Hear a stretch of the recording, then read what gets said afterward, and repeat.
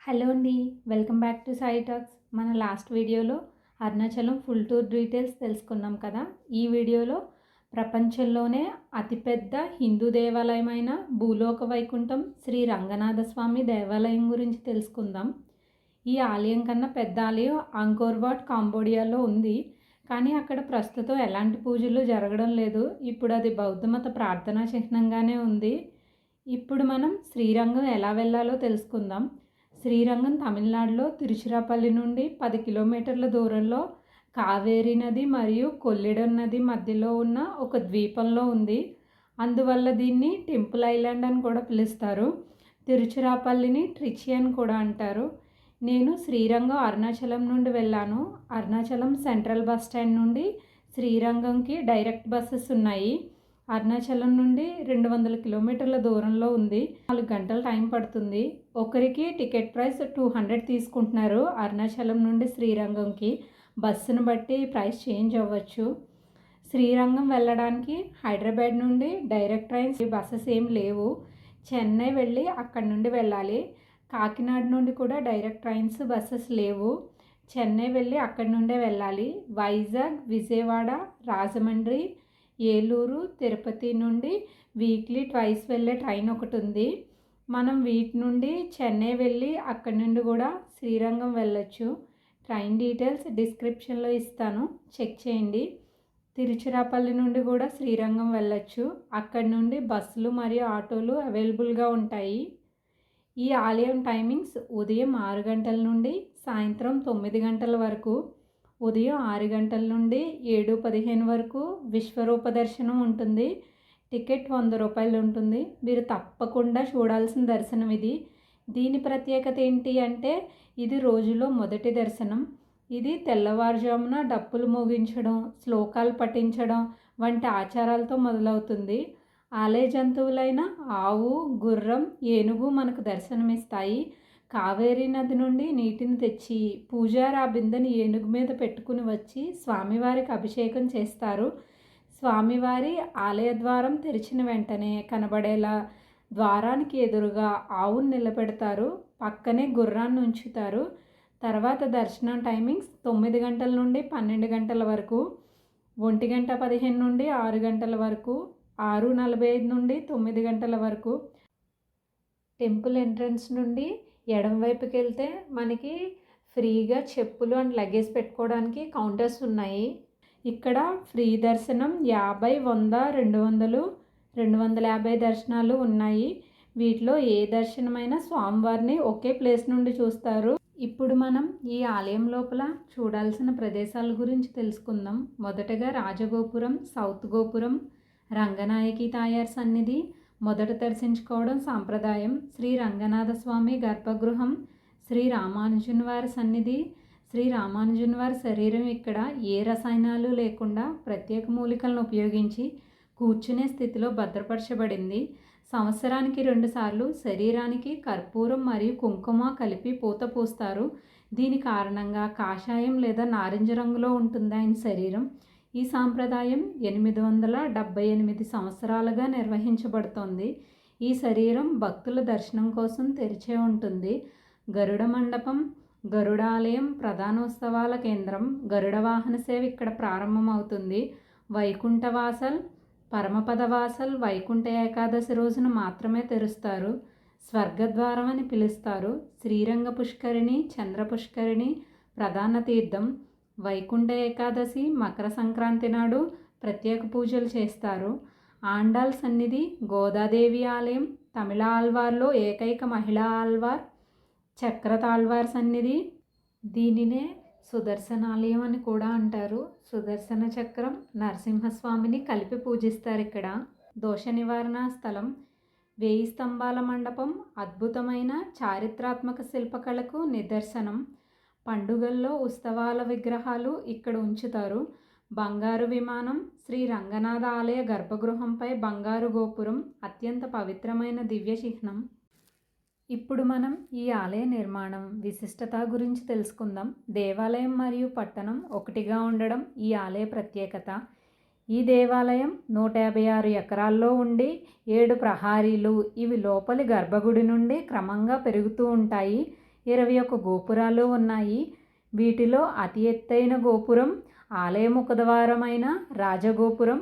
దాదాపు 13 సెంట్ల విస్తీర్ణం, 236 అడుగులు ఎత్తైన ఈ గోపురం ప్రపంచంలోనే అతిపెద్ద గోపురాల్లో ఒకటి కావడం మరో విశేషం. ఈ గోపురానికి 11 అంతస్తులున్నాయి. ఈ ఆలయం ద్రావిడ శైలిలో నిర్మించబడిన అద్భుతమైన కట్టడం. ఈ ఆలయాన్ని మొదటి చోళ పాలకుడు ధర్మవర్మ నిర్మించాడు. తర్వాత వరదల వల్ల దెబ్బతిన్న ఆలయాన్ని ప్రారంభ చోళరాజు కిల్లివలవన్ పునర్నిర్మించగా, తర్వాత కాలంలో చోళులు, పాండ్యులు, హోయసలులు, విజయనగర రాజులు, నాయకులు వంటి అనేక రాజవంశాలు ఈ ఆలయాన్ని విస్తరించాయి. ముఖ్యంగా చోళరాజులు 10వ శతాబ్దం నుండి 13వ శతాబ్దం వరకు ఈ ఆలయానికి బలమైన గోపురాలు, ప్రాకారాలు, మండపాలు నిర్మించారు. దక్షిణ భారతదేశంలో పురాతనమైన ప్రముఖమైన వైష్ణవాలయాల్లో ఇది ఒకటి. ఇక్కడ శ్రీ రంగనాథస్వామి ఆదిశేషునిపై విశ్రాంతిలో ఉన్న శ్రీ మహావిష్ణువు రూపంలో దర్శనమిస్తారు. స్వామివారి తల తూర్పు దిశలో, పాదాలు పశ్చిమ దిశలో ఉంటాయి. స్వామివారి భార్య అయిన శ్రీ రంగనాయకి తాయారు లక్ష్మీదేవి ఆలయ గర్భగుడి బయట ప్రాకారంలో ఉంటుంది. శ్రీ రంగనాథ స్వామి యొక్క విశ్రాంతి భంగిమ సృష్టి, స్థితి, లయ అనే 3 కర్మలను నియంత్రించే దైవస్థితి. ఆయన విశ్రాంతి అంటే సృష్టి సమతుల్యత. కావేరీ నది చుట్టూ ప్రవహించడం అంటే ఆ దివ్యశక్తిని సంరక్షించడం. ఈ క్షేత్రాన్ని వైష్ణవులు విష్ణువుకు ప్రీతికరమైన 108 దివ్య దేశాల్లో మొదటిది, ప్రత్యేకమైనదిగా పరిగణిస్తారు. ఈ ఆలయంలో తెంకలై సాంప్రదాయంలో పూజలు జరుగుతాయి. ఈ టెంపుల్ అయితే చాలా పెద్దది. లోపల ఏమేమి చూడాలి అని తెలుసుకోకుండా వెళ్ళాము అంటే చాలా ప్లేసెస్ మిస్ అయిపోతాం మనం. అండ్ డైరెక్షన్ బోర్డు ఉంది స్టార్టింగ్లోని, ఆ బోర్డు చూసుకుని వెళ్ళండి. ఎందుకంటే ఆ లోపల నుంచి కూడా తెలియట్లేదు రూట్, అసలు ఎటు నుంచి ఎటు వెళ్ళాలి ఏంటి అన్నది. ఫస్ట్ మనం టెంపుల్లోకి ఎంటర్ అయిన వెంటనే మనకి రంగవిలాస మండపం కనిపిస్తుంది. రంగవిలాస మండపం దగ్గరే టెంపుల్ వ్యూ చూడడానికి టికెట్ కౌంటర్ ఉంటుంది. 50 రూపీస్ టికెట్. అది పైకి ఎక్కితే మొత్తం టెంపుల్ వ్యూ కనిపిస్తుంది. గోపురాలు 21 గోపురాలు కనిపిస్తాయి. రంగవిలాస మండపం నుండి బయటకు వచ్చిన తర్వాత మనకి 2 బోర్డ్స్ కనిపిస్తాయి, డైరెక్షన్ బోర్డ్స్. ఈ ఎంట్రన్స్ నుండి స్ట్రైట్గా లోపలికి వెళ్తే రంగనాథ స్వామిని, రంగనాయకి తాయారిని దర్శించుకోవచ్చు. అక్కడి నుండే బయటకు వెళ్ళిపోవడానికి నార్త్ గేట్ ఉంది, ఎగ్జిట్ గేట్. ఫస్ట్ మీరు రంగవిలాస మండపం దగ్గర తాయారు సన్నిధి ఉంటుంది. తాయారిని దర్శించుకుని లోపలికి వెళ్ళి స్వామివారిని దర్శించుకోండి. స్వామివారి దర్శనం అయిపోయిన తర్వాత మనకి 2 బోర్డ్స్ ఉంటాయని చెప్పాను కదా, ఇక్కడ నుండి లెఫ్ట్ సైడ్కి వెళ్తే చక్రతాళ్వార్ సన్నిధి, వసంత మండపం కనిపిస్తాయి. నేను లెఫ్ట్ సైడ్ నుండే స్టార్ట్ చేశాను నా దర్శనం అయిపోయిన తర్వాత టెంపుల్ మొత్తం చూడడం. ఇక్కడ నుండి కుడివైపుకి వెళ్తే 1000 pillar temple, art sculpture pillars, Sri Ramanujan సన్నిధి. ఈస్ట్ గేట్ నుండి ఎగ్జిట్ వస్తాయి. పురాణాల ప్రకారం శ్రీ మహావిష్ణువు స్వయంగా శ్రీరంగ విగ్రహంగా రంగ విమాన రూపంలో బ్రహ్మదేవునికి దర్శనమిచ్చాడు. బ్రహ్మ ప్రతిరోజు ఈ విగ్రహాన్ని పూజించేవాడు. ఒకసారి ఇక్ష్వాకు వంశానికి చెందిన రాజా దిలీపుడు బ్రహ్మదేవుని వద్దకు వచ్చి ఈ విగ్రహాన్ని భూమిపై పూజించే అవకాశం దక్కాలని కోరాడు. బ్రహ్మ ఆ విగ్రహాన్ని అతనికి ఇచ్చాడు. తర్వాత ఇది ఇక్ష్వాకు వంశంలో తరతరాలుగా రాముడి వరకు పూజించబడింది.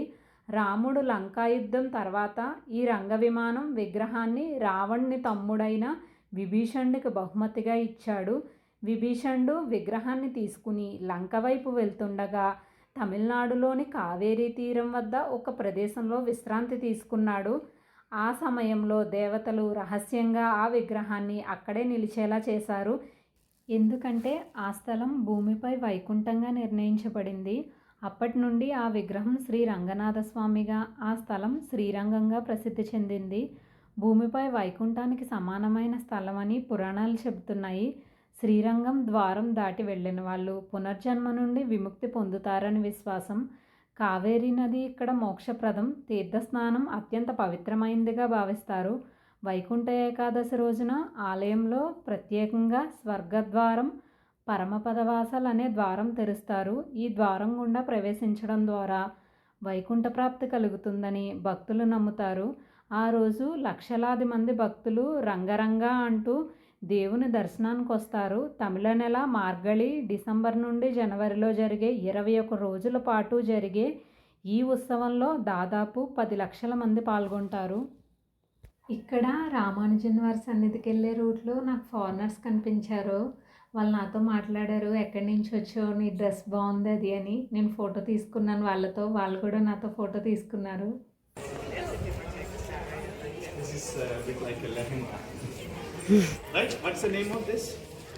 Long frock.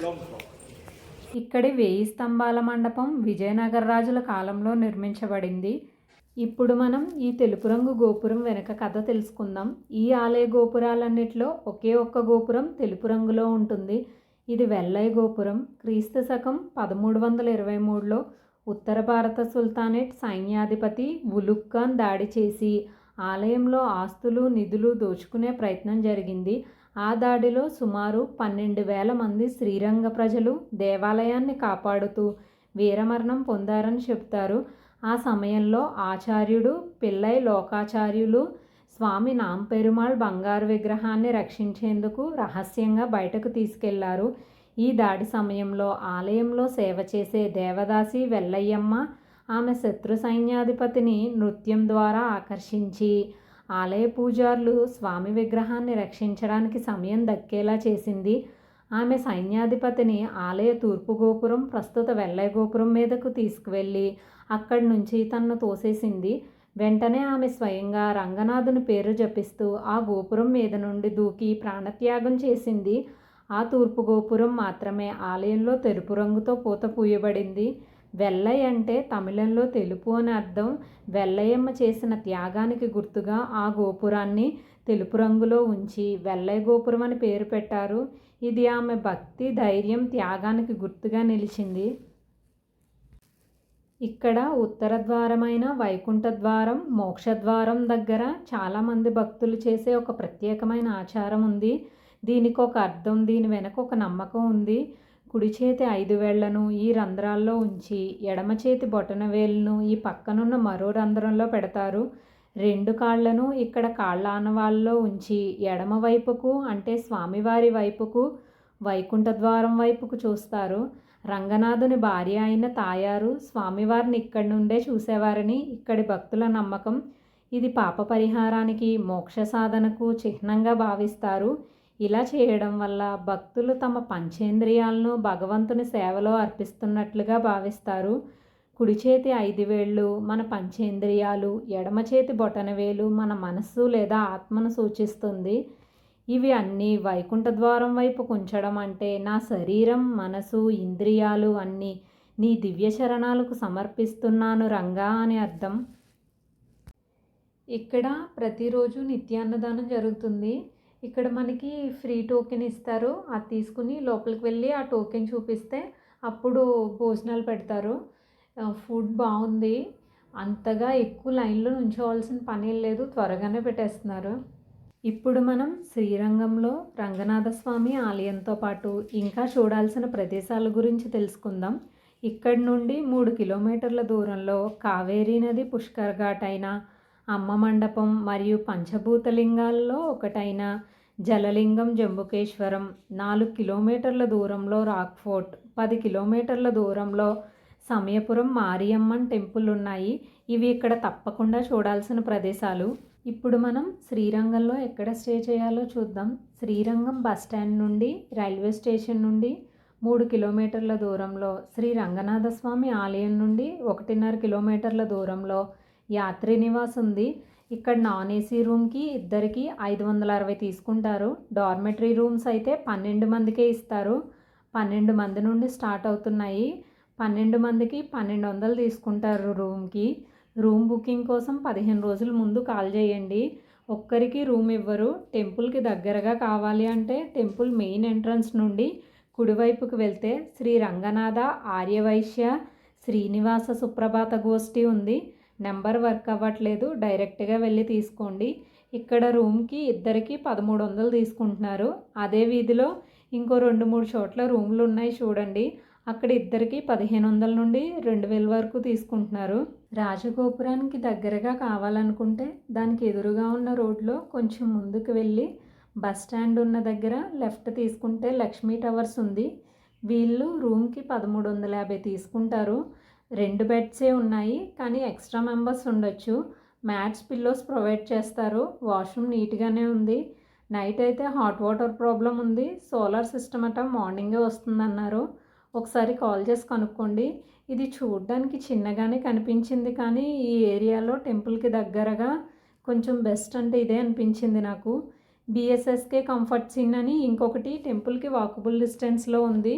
వీళ్ళు రూమ్కి ఇద్దరికి 1200 ఛార్జ్ చేస్తారు. ఇవి కాకుండా ఇంకా టెంపుల్కి దగ్గరగా ఉన్న హోటల్స్ లిస్ట్, కాంటాక్ట్ నెంబర్స్ డిస్క్రిప్షన్లో ఇస్తాను, చెక్ చేయండి. ఇక్కడితో నా శ్రీరంగం ట్రిప్ కంప్లీట్ అయ్యింది. ఇక్కడ నుండి నేను మదురై వెళ్తున్నాను. Madurai full tour details next వీడియోలో అప్లోడ్ చేస్తాను. ఈ ఇన్ఫర్మేషన్ కనుక మీకు యూస్ఫుల్గా అనిపిస్తే తప్పకుండా లైక్ చేయండి, మన ఛానల్ని సబ్స్క్రైబ్ చేయండి. Thanks for watching.